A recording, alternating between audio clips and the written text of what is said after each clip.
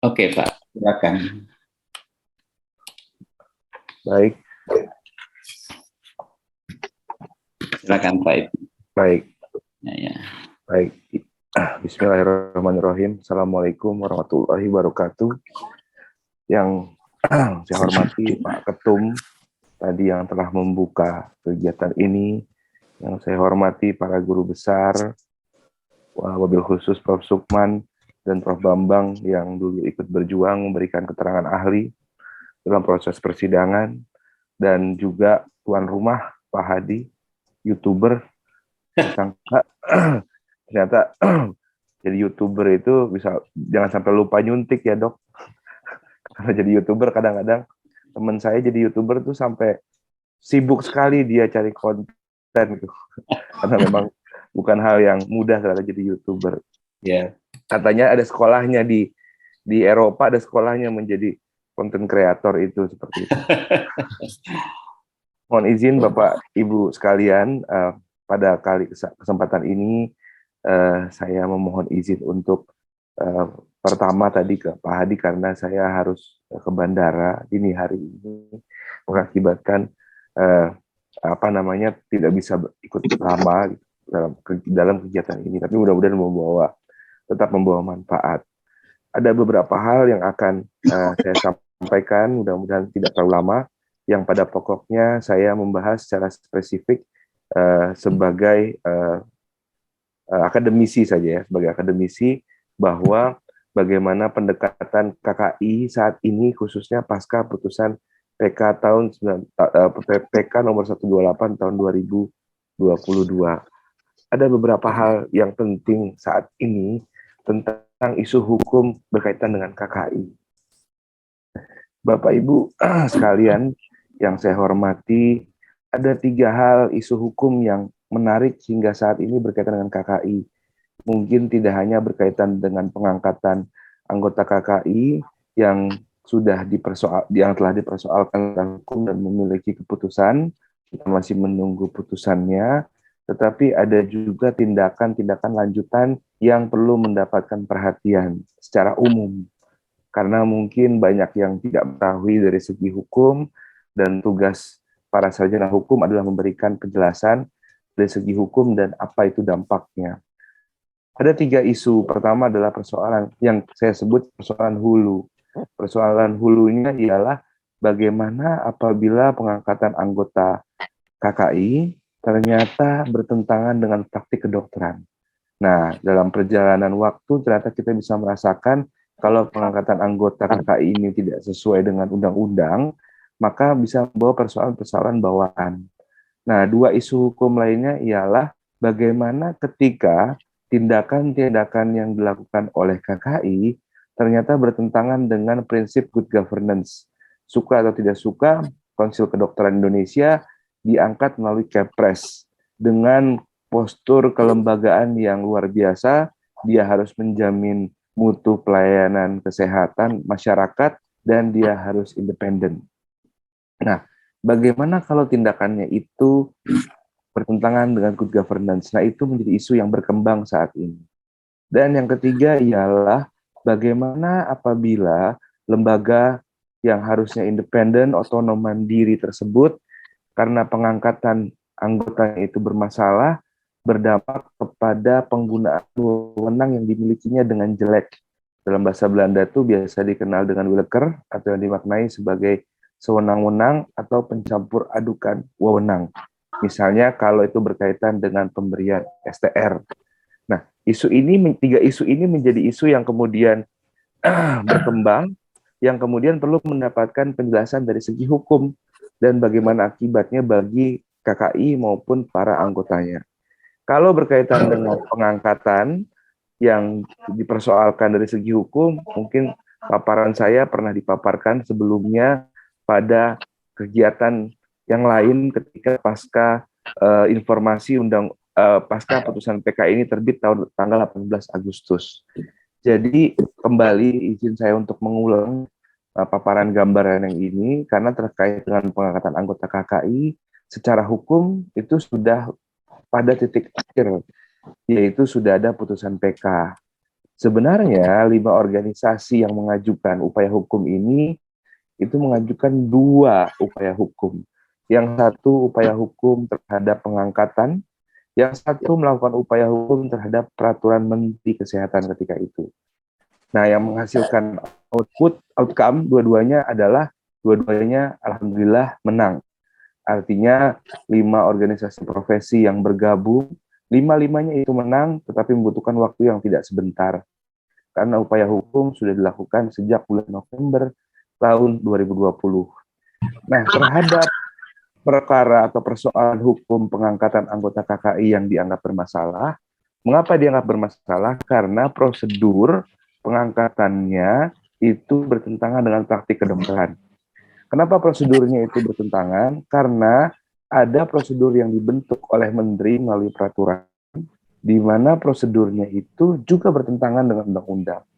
Akhirnya pengangkatannya dibawa ke Pengadilan Tata Usaha Negara, kemudian prosedurnya diuji di Mahkamah Agung melalui kewenangan yang dimiliki Mahkamah Agung untuk menguji peraturan di bawah undang-undang terhadap undang-undang.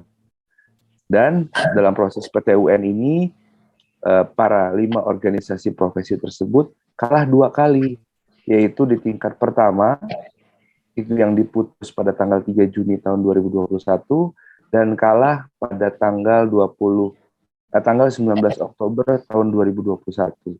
Kenapa sih sebabnya kalah? Karena alasannya pada masa itu Permenkes yang dianggap mempunyai prosedur khusus yang bisa mengangkat anggota KKI berafiliasi kepada menteri itu masih hidup.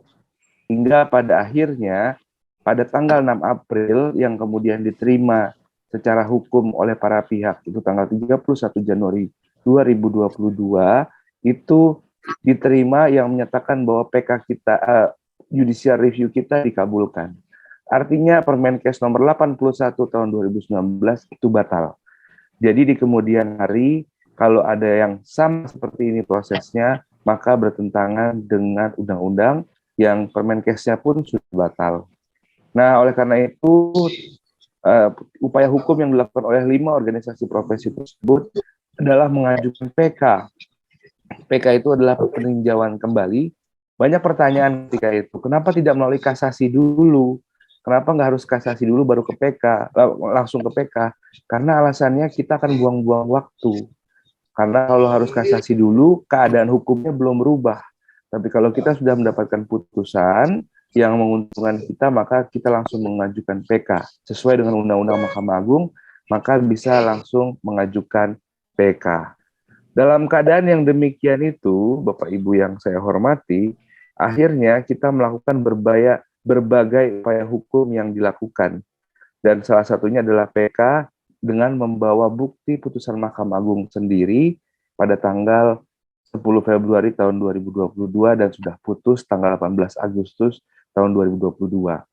Yang kita nggak tahu sampai saat ini putusannya seperti apa, tapi karena dikabulkan dan putusan pengadilan yang kalah itu kemudian kita menjadi dimenangkan, artinya 8 orang, kalau nggak salah ya, 8 orang yang kemudian diangkat dengan prosedur hukum yang bermasalah, itu akan kehilangan legalitas pengangkatan, dan pada akhirnya organisasi profesi harus segera mempersiapkan kandidat yang baru. Tapi saat ini 8 orang tersebut masih menjabat karena belum ada putusan yang diterima dan relasi yang resmi sehingga masih dijabat. Tetapi memang organisasi profesi sudah mendapatkan berita ini, tinggal mempersiapkan kandidatnya karena alasannya sudah bisa diprediksi pada periode-periode sebelumnya tidak mudah untuk mengisi posisi anggota KKI karena syarat-syarat prosedur yang ada itu perlu dilengkapi dan pengalaman yang sudah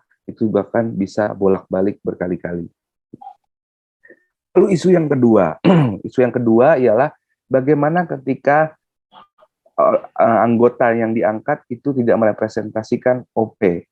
Yang apa dampaknya? Nah, dampaknya ternyata seperti ini.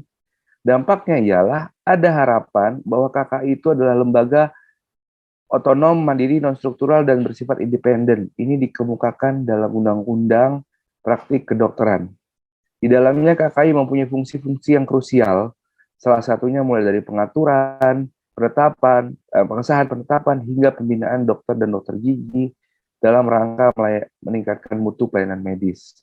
Tapi persoalannya bagaimana apabila mereka itu berpihak. Nah, ini yang menjadi persoalan. Satu hal yang pasti, KKI ini kalau melihat kondisi yang ada saat ini, KKI melupakan dirinya sebagai pejabat publik.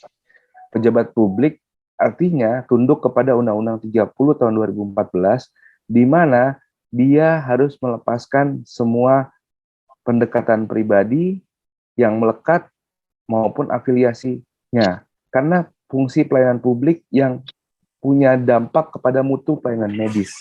Banyak orang bisa dirugikan apabila KKI melanggar berbagai macam ketentuan hukum yang mengatur para pejabat publik. Dalam konteks ini misalnya ambil contoh, kaidah asas-asas umum pemerintahan yang baik diatur dalam Undang-Undang 30 tahun 2014 mempersyaratkan semua pejabat administrasi harus tunduk kepada beberapa prinsip yang ada, mulai dari kepastian hukum dan seterusnya hingga pelayanan yang baik. Tapi ternyata bagaimana ketika ditetapkan ada keberpihakan, khususnya dalam pelaksanaan wewenangnya. Nah, ini menjadi hal yang nyata bahwa ada ada keberpihakan dalam pelaksanaan wewenang yang dilakukan oleh KKI. Keberpihakan ini adalah menyangkut yang disebutkan oleh Pak Ketum tadi, ialah menyangkut imparsialitas, yaitu bahwa yang sebagai pejabat publik, mereka tidak mempersoalkan berkaitan dengan motivasi seseorang mengajukan sesuatu hal, misalnya mengajukan STR. Tidak usah dipersoalkan motivasinya, tapi yang dipersoalkan adalah persyaratan berdasarkan hukum. Tapi kan nyatanya tidak. Hal ini ditemukan di mana menurut Ombudsman bahwa KKI itu sudah melakukan maladministrasi, khususnya ialah melanggar prinsip keberpihakan dalam pelaksanaan wewenang, khususnya dalam pasal 8 huruf A dan huruf B praktik kedokteran. Pasal 8 huruf A dan huruf B adalah wewenang yang dimiliki oleh KKI untuk menerima maupun menolak, memang wewenangnya, terhadap pengajuan STR. Tetapi ialah wewenang menerima atau menolak harus berdasarkan hukum, bukan berdasarkan keberpihakan. Artinya kalau orang menolak boleh dilakukan oleh KKI apabila tidak memenuhi syarat, bukan tidak memenuhi afiliasi tertentu yang bukan merupakan syarat hukum. Ini yang terjadi ketika ada tindakan lanjutan akibat pengangkatan yang cacat prosedur. Jadi mengakibatkan lembaga yang diharapkan, dulu Prof. Bambang pernah memaparkan dalam suatu acara juga bahwa KKI itu punya tujuan untuk terciptanya organisasi yang independen dalam rangka meningkatkan mutu pelayanan medis seperti itu. Nah, kalau seperti ini ada terjadi keberpihakan, maka akan berdampak kepada bagaimana bentuk lembaga itu yang tidak lagi independen. Nah, ini ditemukan dalam dokumen resmi hukum dan disebutkan adanya maladministrasi. Apa yang dimaknai sebagai maladministrasi? Maladministrasi itu adalah perbuatan jelek dalam menggunakan wewenang. Jadi, bukan penyalahgunaan wewenang. Kalau penyalahgunaan wewenang, artinya wewenang yang ada padanya dilakukan di luar prosedur, bertentangan dengan substansi, maupun bertentangan tidak sesuai dengan tujuan diberikannya wewenang tersebut. Tetapi kalau maladministrasi adalah perilaku yang jelek dalam menggunakan wewenang. Asasnya adalah asas rasionalitas. Artinya wewenang harus digunakan dengan atas dasar pendekatan rasional. Kalau pendekatannya tidak rasional, maka akan ada akibat hukum. Nah, ini adalah contoh bagaimana dinyatakan dengan tegas dan jelas bahwa ada tindakan maladministrasi yang dilakukan oleh lembaga negara. Bagaimana konsekuensi hukumnya? Nah, konsekuensi hukumnya adalah menyangkut pribadi. Satu hal yang perlu diketahui adalah menyangkut pribadi. Bukannya jabatan saja, karena dia menyangkut sedang dalam menjabat. Nah, maladministrasi dalam wilayah hukum administrasi negara itu bukan perbuatan karena alasan tidak legal, perbuatan yang dilakukan. Nah, kalau menyangkut perbuatan yang disebabkan karena jabatan, maka yang disebut dengan penyalahgunaan, yang disebut dengan persoalan jabatan, tindakan jabatan, maka itu kita mempersoalkan bagaimana wewenang itu, bagaimana prosedurnya, dan bagaimana substansi dari pelaksanaan wewenangnya itu.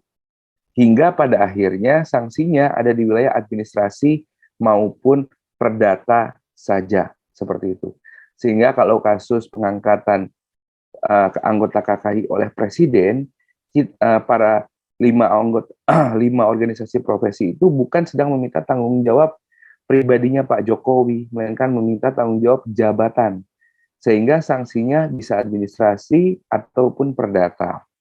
Tetapi dalam konteks keberpihakan yang dilakukan oleh KKI, itu bisa masuk ke kategori tanggung jawab pribadi, karena yang disebut maladministrasi. Ada perilaku jelek atau perbuatan tercela dalam melaksanakan tugas dan fungsinya.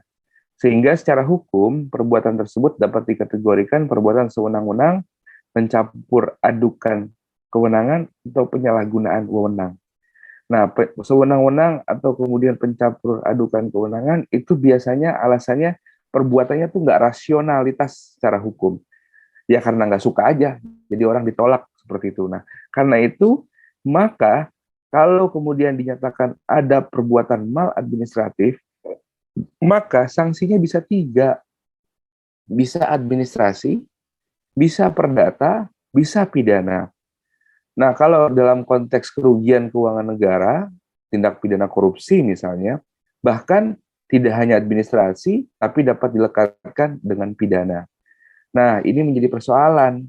Jangan sampai maladministrasi yang dilakukan oleh anggota KKI ternyata ada unsur suap, ada unsur pemberian fasilitas yang melekat kepadanya, sehingga masuk kategori korupsi. Jadi nanti kalaupun ia dipersoalkan secara hukum karena ia melakukan keberpihakan dan karena hal semacam itu, maka bisa mendapatkan ketentuan sanksi pidana. Sehingga berbeda dengan kasus pengangkatan melalui PK nomor 128 itu menyangkut tanggung jawab jabatannya Pak Presiden karena mengeluarkan keputusan Kepres tersebut. Tapi kalau dalam konteks KKI melakukan perbuatan melawan hukum dan itu sudah diklaim dan dinyatakan bahwa melakukan maladministratif, maka kalau ditelaah lebih lanjut maka dapat diancam dengan 3 sanksi sekaligus, baik itu administrasi, perdata secara individu atau pidana kalau ternyata terindikasi keberpihakan karena alasan suap, pemberian gratifikasi yang membuat pejabat publik itu berpihak dalam menjalankan pelayanan publiknya. Sebagai sebuah kesimpulan dalam penjelasan saya yang singkat ini, ialah akibatnya ternyata kita bisa simpulkan kalau organisasi semacam KKI yang independen ini ternyata pengangkatannya itu mempunyai persoalan, maka hilirnya bermasalah. Hilir yang paling tidak diinginkan adalah KKI kini tak lagi independen, karena alasannya ialah bagaimana mau independen, tapi kemudian ada keberpihakan. Kita bisa melihat bagaimana Ombudsman telah menetapkan hal tersebut sebagai sebuah dokumen publik yang kemudian dapat kita cerna bersama bahwa KKI melakukan maladministratif seperti itu. Memang laporan hasil Ombudsman tidak bisa menjadi pemberi sanksi, tetapi dapat menjadi dokumen bukti hukum atas terjadinya suatu perbuatan menurut ketentuan yang berlaku. Bagi 5 organisasi profesi, maka saya memberikan masukan terus untuk mempersiapkan calon pengganti karena alasannya ialah banyak hal ya. Kita nggak pernah tahu ke depannya dari segi regulasi apakah ada yang mau berubah lagi, ataukah dari segi prosedur akan ada perubahan lagi. Yang pasti berdasarkan peraturan menteri yang berlaku saat ini, untuk menjadi anggota KKI tidaklah mudah. Yang kami teliti ketika saya sebagai kuasa hukum, ialah tidak mudah ternyata banyak calon-calon yang akan menjadi anggota KKI bersedia untuk tidak menjabat dan tidak berhenti sebagai PNS. Itu sebagai syarat yang kerap kali ditemukan, bolak-balik berganti syarat karena bolak-balik dokumen dikembalikan karena tidak dipenuhinya syarat tersebut. Yang pasti hal-hal lain ialah bagi pihak-pihak yang dirugikan, pihak yang dirugikan langsung, bukan pihak ketiga ya, pihak yang dirugikan langsung dalam hal keberpihakan yang muncul, misalnya dalam pelaksanaan wewenang STR, pembelian STR ini, karena ini hal yang krusial, maka dapat melakukan upaya hukum yang bisa dilakukan, baik itu di wilayah administrasi negara maupun perdata. Bagaimana kalau pidana? Pidana kita harus bisa membuktikan dan memberikan bukti bahwa ada suap ataupun ada gratifikasi yang kemudian diberikan atas penerbitan STR tersebut sehingga ancamannya bisa pidana. Atau ada pemalsuan dan seterusnya yang memang itu mempunyai akibat hukum bagi para pihak yang lain. Misalnya pemalsuan ialah bahwa ada perbuatan mengaku-ngaku, mendaku dirinya sebagai dari organisasi yang sah, tapi mengeluarkan surat bukan dari yang sah, lalu kemudian membuat seolah-olah benar, maka bisa saja kategorinya itu pemalsuan. Tapi ya membutuhkan ini ya laporan dari yang dirugikan juga seperti itu. Demikian hal ini disampaikan Pak Hadi, paparan saya yang singkat ini semoga membawa manfaat dan juga memberikan penjelasan terhadap aspek hukum khususnya wilayah keahlian saya, hukum administrasi negara terkait dengan bagaimana KKI kini. Bila bisabil haq, fastabiqul khairat. Wassalamualaikum warahmatullahi wabarakatuh. Waalaikumsalam. Terima kasih Pak Ibnu Sina. Pak Ibnu, ini kan pekerjaan rumah daripada masing-masing OP ini kan menyiapkan terus calon pengganti ya. Dan ini tentu yang paling berkepentingan masing-masing OP ini caranya menyiapkan ini kemana? Karena ini kan selama ini tentu berpulang kepada Menkes sebagai wakil pemerintah. Ini bagaimana Pak Ibnu? Mungkin saya bertanya itu aja dulu. Baik, pertama ialah memang secara prosedur kita membutuhkan permintaan dari pemerintah sebagai pihak yang akan dapat memberikan ketetapan hukum. Ya. Tetapi dalam prosedur non formil bisa sudah dilakukan pemetaan untuk kemudian siapa yang nanti akan diteruskan dalam proses tersebut. Karena faktornya banyak, ada usia, ada syarat, dan hal-hal administratif lainnya yang perlu dipersiapkan. Karena alasannya, prosedur yang pernah ditempuh pada periode sebelumnya, kami dari hukum memperhatikan begitu banyak bolak-balik berkas yang disebabkan karena syarat administratif yang tidak dipenuhi, seperti itu. Sehingga tidak ada salahnya secara non-formil dipersiapkan gitu untuk kemudian nanti ketika sudah resmi ada, maka apapun prosedurnya, apapun posisinya, maka calon-calon yang terbaik itulah yang diajukan dalam proses pergantian tersebut, seperti itu. Baik, Pak Prof. Sukman mungkin sudah ingin menanyakan dahulu sebelum nanti memaparkan. Baik, terima kasih Kang Hadi. Assalamualaikum warahmatullahi wabarakatuh. Saya ingin sedikit bertanya dengan Pak Ibnu.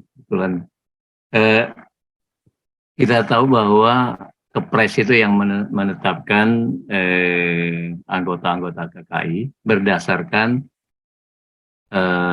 peraturan Menkes yang tahun 2019 itu, yang 81 yang menggantikan Permenkes sebelumnya tahun 2008. Dan yang itu yang dibatalkan, kan? Yang dibatalkan oleh MA. Nah, prosedurnya nanti apakah Menteri Kesehatan dulu mengganti daftar usulan atau langsung dilakukan penggantian atau revisi dari Kepres? Gimana kira-kira? Baik Prof, izin merespon bahwa pada saat diajukan gugatan dulu tim kuasa hukum tidak mencantumkan nama penggantinya karena alasannya ialah takut nama-nama yang diusulkan dulu sudah tidak memenuhi syarat, nanti malah jadi repot. Sehingga setelah Kepres itu dibatalkan, yang pasti terhadap nama-nama dibatalkan karena alasannya putusan pengadilan ya Prof, bukan karena Presiden mau membatalkan putusan pengadilan, maka atas nama-nama tersebut tidak memiliki kedudukan hukum, maka Menteri menurut saya akan melakukan berbagai macam konsolidasi kepada 5 organisasi profesi untuk melaksanakan putusan pengadilan. Nah, memang bayangan saya secara publisitas harusnya informasi ini sudah bisa didorong, diinformasikan secara luas dan seterusnya untuk membatasi tindakan strategis yang dilakukan, ataupun sudah ada saya sebutnya rem tangan dari Menteri untuk KKI dalam hal ini perlu memperhatikan putusan MA agar tidak melakukan tindakan yang terlalu menyebutnya terlalu sirkus ya, terlalu berlebihan, karena jangan lupa bahwa selain tanggung jawab jabatan ada tanggung jawab pribadi. Kalau sampai ada yang dirugikan, maka bisa-bisa sampai kepada pribadinya setelah tidak lagi menjabat di kemudian hari harus bertanggung jawab, baik itu dari segi perdata maupun pidana kalau sampai ada indikasi pidana. Seperti itu Prof, respon dari saya. Oh ya, jadi tergantung menteri ya ini. Iya, betul Prof. Baik, makasih.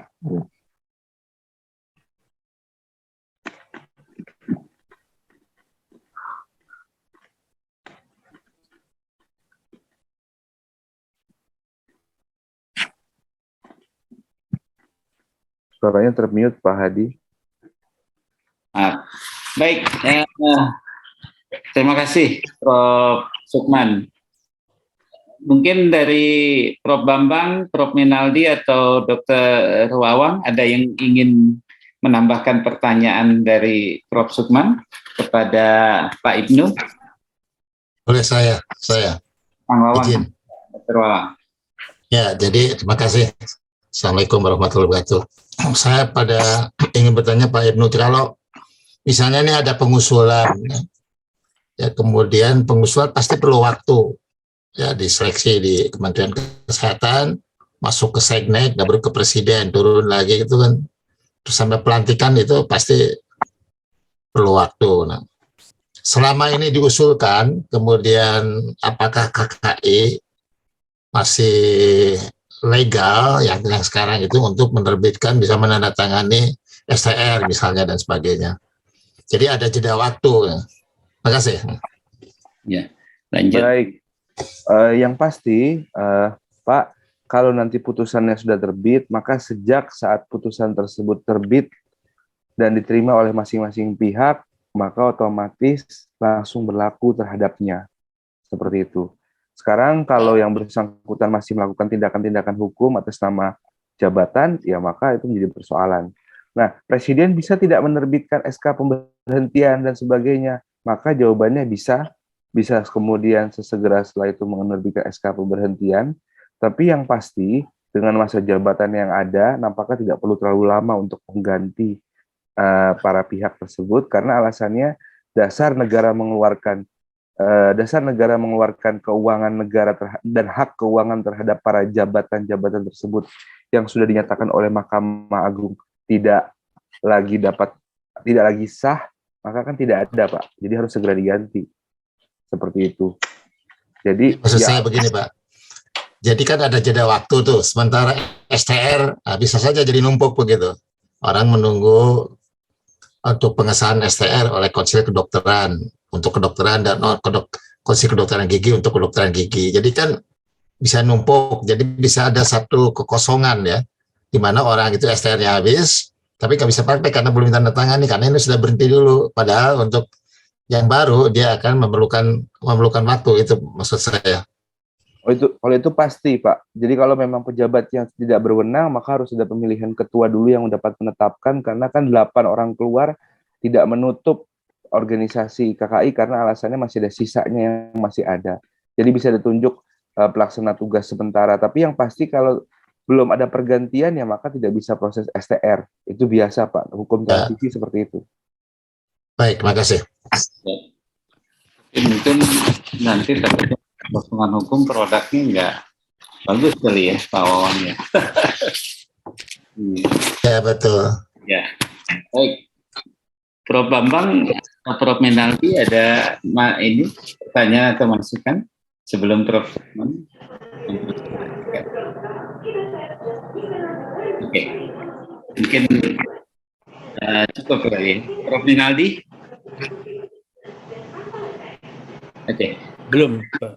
Oh ya, Prof, silakan Prof. Enggak, belum, saya belum masih. Oh, belum ya, baik. Baik, mungkin kita lanjutkan nanti Pak Ibnu Sina kalau memang masih berkesempatan. Beliau tadi minta izin jam 9 kan ini ya siap untuk keluar ya karena ada keperluan. Baik, terima kasih Pak Ibnu Sina atas presentasinya dan penjelasannya. Yang penting kita akan mendorong Ikatan Dokter Indonesia. Di sini juga ada Nasir Ketum untuk mempersiapkan yang terbaik dan juga mungkin dari organisasi profesi yang lainnya. Selanjutnya kita akan Mas Heri, boleh satu nambahin sedikit? Oh, Pak Ugan, silakan. Ya, ini terima kasih Kang Hadi. Pak Ibnu, salah satu konsekuensi terbitnya putusan atau tanggal bulan 8 kemarin itu terkait PK kita, bagaimana legalitas KKI misalkan begini, di akhir bulan ini mereka akan mengadakan rapat kerja nih, legalitasnya bagaimana ini Pak Ibnu? Apakah ini kan ada 8 orang, karena 8 orang itu harusnya ketuanya kan dari 8 orang nih. Sejatinya 8 orang ini kan sudah ilegal. Nah ini bagaimana legalitas daripada raker itu? Kalau yang memimpinnya masih di antara mereka. Terima kasih, Pak. Yang pasti Pak, prinsipnya ialah putusannya harus diterima terlebih dahulu Pak oleh para pihak, dikirimkan oleh pengadilan. Jadi selama putusannya belum ada, kita baru tahu keputusannya tetapi belum berlaku. Seperti itu. Misalnya ambil contoh, Undang-Undang A disahkan, disetujui DPR tanggal sekian, maka baru bisa berlaku undang-undangnya setelah masuk lembaran negara bernomor. Jadi baru bisa berlaku pada saat seperti itu. Kalau besok KKI melakukan kegiatan apapun, masih beliau, dan kalau KKI sedang dalam proses gugatan, ya masih beliau yang menghadiri karena atas dasar atas dasar jabatan seperti itu. Jadi masih dalam jabatan, segala macam bentuk gugatan, tanggung gugatnya masih di tangan yang bersangkutan sampai kepada telah terbit keputusan yang resmi seperti itu. Oke, makasih Pak. Ya, baik. Ini ada satu rahan nih, 1 menit aja mungkin ya, Pak Teddy, apa yang mau ditanyakan nih ke Pak Ibnu? Ya, terima kasih Kang Hadi. Jadi Pak Ibnu tadi menerangkan ada konsekuensi logisnya adalah komisioner KKI yang kalah gugatan ini akan menanggung secara administrasi, perdata maupun pidana. Sedang pidana Pak Ibnu hanya menyampaikan kalau ada korupsi ya, indikasi korupsi. Bagaimana kalau ada indikasi lain, misalkan selama ini dikeluarkan cukup ramai ya di WA grup kita ini ada permasalahan keabsahan administrasi dari anggota KKI sendiri, misalkan ijazahnya dipertanyakan ya, misalkan gelar profesornya, gelar doktornya dari anggota KKI itu, apakah setelah ada putusan dari PK ini akan berlanjut juga apa istilahnya pembahasan ke hal-hal detail seperti itu, Pak Wisnu, Pak Ibnu. Apakah bisa menyangkut pribadi yang istilahnya bisa dituntut secara pidana adalah pemalsuan, misalkan kalau itu terbukti gelarnya palsu gitu, Pak Ibnu. Terima kasih. Baik, jawabannya bisa, siapa yang bisa menjadi pelapor adalah organisasi yang mengusulkannya. Nah, kalau nggak, karena dia menggunakan nama organisasi tersebut, ini kan kasuistisnya kan terjadi seperti itu. Dia ada orang yang diangkat wakil dari A, tapi si wakilnya tidak pernah mengusulkannya. Jadi wakil dari A dapat menjadi pelapor, lalu kemudian menyampaikan adanya surat palsuan ijazah. Maka bisa, itu menyangkut tindak pidana pemalsuan seperti itu, termasuk hal-hal yang lain dari pemalsuan surat, lalu kemudian hal-hal yang lain sifatnya menyangkut pribadinya, itu bisa dilaporkan oleh siapapun yang merasa juga dirugikan secara hukum ataupun menyangkut delik umum seperti tadi suap maupun gratifikasi yang kemudian dapat diancam pidana terhadap para pejabat yang melakukan hal tersebut. Kalau mau sampai kepada pidana, tapi kalau kepada perdata pun bisa menyangkut pribadinya, kalau ada tindakan pribadi yang dilakukan olehnya. Kalau administrasi kan umum seperti yang ada saat ini, ada putusan tapi tidak ada tanggung jawab harta maupun tanggung jawab kemerdekaan. Kebebasan kemerdekaannya tuh masih ada, masih kemana-mana, nggak dipenjara, karena alasannya sanksinya administrasi, bukan sanksi pidana maupun perdata. Seperti itu, Pak. Baik, ada delik aduan dengan delik umum. Makasih Pak Ibnu ya.